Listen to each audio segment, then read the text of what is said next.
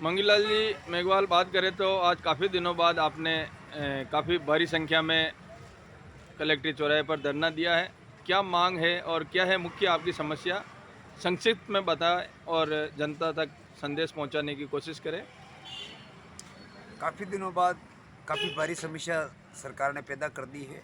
हम तो अफ़ीम के पट्टे मांग रहे थे, उन्होंने अफ़ीम के पट्टे तो नहीं दिए, जो पट्टे थे उन्हीं में और कंपनियों का गुलाम बनाने का नियम बना करके किसानों को लूट लिया और किसानों को मनोवैज्ञानिक रूप से लूट रहे, जो तो लूट रहे हैं, आर्थिक रूप से कूट भी रहे हैं। तो हमने 1997-98 से कट्टे सारे अफ़ीम पट्टे बहाली थोपा गया मारपीट नियम समाप्ति के लिए आज अनवरत चित्तौड़गढ़ कलेक्ट्रेट के बाहर धरना शुरू कर दिया।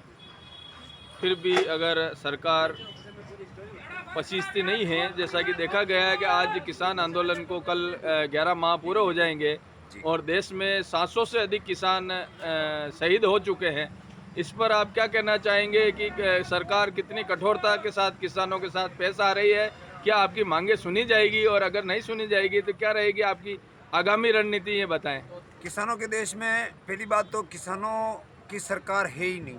किसानों से सिर्फ वोट देने के लिए, वोट लेने के लिए किसानों की जय बोली जाती है। जब वोट पे लेकर के सरकार बन जाती है तो किसान को सरकार पहचानती नहीं है। 700 किसान शहीद हो चुके हैं। खेती की ऐसी नीतियां बनाई जा रही है जिससे किसान दम तोड़ रहा है और कंपनियों को फ़ायदा पहुंचाने के लिए किसान की उपज को घटिया बताया जा रहा है। तो हम चाहेंगे भारत सरकार से किसानों के देश में एक बार सहृदयता से किसानों की बात सुने और थोपे गए कृषि कानून रद्द करके न्यूनतम समर्थन मूल्य गारंटी कानून पारित करें और हमारे अफीम खेती की नीति भी एक तरह से थोपा गया कृषि कानून ही है। मांगीलाल जी, क्या आप इन सबके पीछे अशिक्षा को कोई कारण मानते हैं? क्या हमारे देश का किसान अशिक्षित है जिसके कारण से वह नेताओं के बरगलाने में आ जाता है, चुनावी दौर में उनकी गाड़ियों के पीछे लटक जाता है?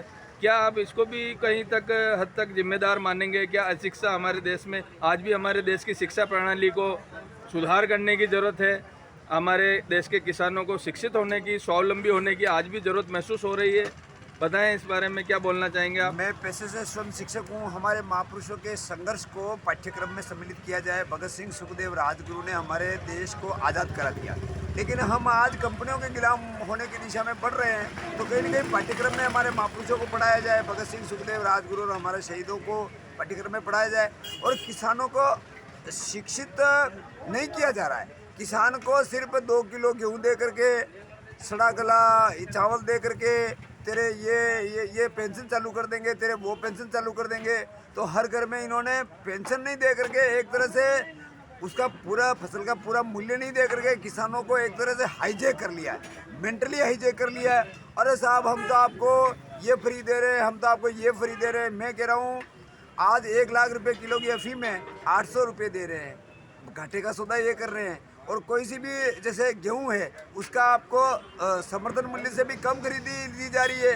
तो कृषि मूल्य का न्यूनतम समर्थन मूल्य गारंटी कानून सिर्फ किसान इसीलिए चाह रहा है और सरकार इसीलिए गारंटी कानून नहीं दे रही है कि अगर किसान को गारंटी कानून दे देंगे तो ये बड़े बड़े नेता, बड़े बड़े उद्योगपति, या आज ये उद्योगपति कहाँ करेंगे? कंपनियों को ला करके किसानों को लूट रहे हैं। किसान को शिक्षित होने की जरूरत है और किसानों को अपने महापुरुषों के संघर्ष को, साहित्य को पढ़ने की जरूरत है। तो आपका कहने का मतलब है हमारे देश की अंदर जो शिक्षा प्रणाली सरकारी स्कूलों में लागू की गई है वो अभी बुनियादी स्तर पर बहुत ही कमज़ोर और देश की किसान, गरीब और मजदूर को गुलाम बनाने की नीति या उनको कमज़ोर, अशिक्षित बनाने की नीति के आधार पर पाठ्यक्रम को और या शिक्षा प्रणाली को बनाए रखा गया है।